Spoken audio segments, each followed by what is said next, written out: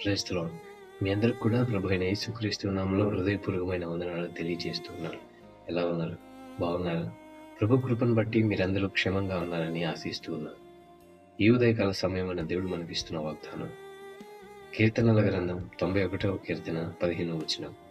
అతడు నాకు మొరపెట్టగా నేను అతనికి ఉత్తరం ఇచ్చేదను. శ్రమలలో నేను అతనికి తోడై ఉండెదను. అతన్ని నేను విడిపించి గొప్ప చేసేదను అని. ఇక్కడ దేవుడు సెలవిస్తున్న మాట ఏంటంటే, శ్రమలో నేను నీకు తోడై ఉన్నాను, ఆ శ్రమల నుండి నేను నిన్ను విడిపించి గొప్పగా చేస్తాను అని దేవుడు మనకి వాగ్దానం ఇస్తూ ఉన్నాడు. కొన్ని శ్రమలలో కొన్ని కఠిన పరిస్థితులు మనకు వచ్చినప్పుడు మనం పక్కవారి మీద ఆధారపడుతూ ఉంటాం, కానీ దేవుడు మన సమీపంగా ఉన్నాడు అని మర్చిపోతాము. బైబిల్ గ్రంథంలోనే ఒక మాట ఉంటుంది కదా, యెహోవా సమీపముగా ఉండే దేవుడు అని.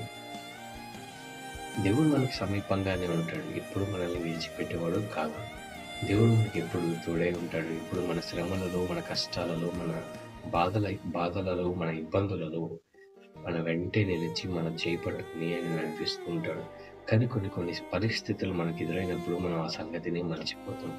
దేవుడు మన వెంట ఉన్నాడు, దేవుడు మనం ఉన్న ఈ శ్రమ నుండి దేవుడు మనల్ని విడిపిస్తాడు అనే సంగతిని మనం మర్చిపోయి వారి మీద వీరి మీద ఆధారపడి వారు అన్న మాటలకు కానీ చేసిన క్రియలకు కానీ మనం ఇంకా కృంగిపోయి ఇంకా శ్రమలో దిగజారిపోయి కొన్ని పరిస్థితుల్లో కొంతమంది అయితే తమ ప్రాణాలను సైతం ఆ శ్రమను తట్టుకోలేక వదిలిపెట్టిన వారు ఉన్నారు. కానీ ఇక్కడ దేవుడు సెలవిస్తున్నాడు, నీకు శ్రమలు వచ్చినాయా, బాధపడకు, నాకు మొరపెట్టు, నేను నీ ప్రార్థన వింటాను. శ్రమలో నేను నీకు తోడై ఉన్నాను అన్న విషయం మర్చిపోవాలి. నేను నీకు తోడై ఉన్నాను, ఆ శ్రమల నుండి నేను నిన్ను విడిపిస్తాను, నేను నిన్ను గొప్ప చేసి నేను నిన్ను నిలబెడతాను అని దేవుడు సెలవిస్తూ ఉన్నాడు. ఒకవేళ శ్రమలు కలిగినప్పుడు బాధపడకు, కృంగిపోకు, దేవుడికి మొరపెట్టు.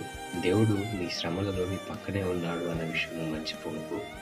దేవుడు నీకు తగిన సహాయం అనుగ్రహించును గాక. దేవుడి కృప మనందరికీ తోడై ఉండను గాక. ఆమేన్.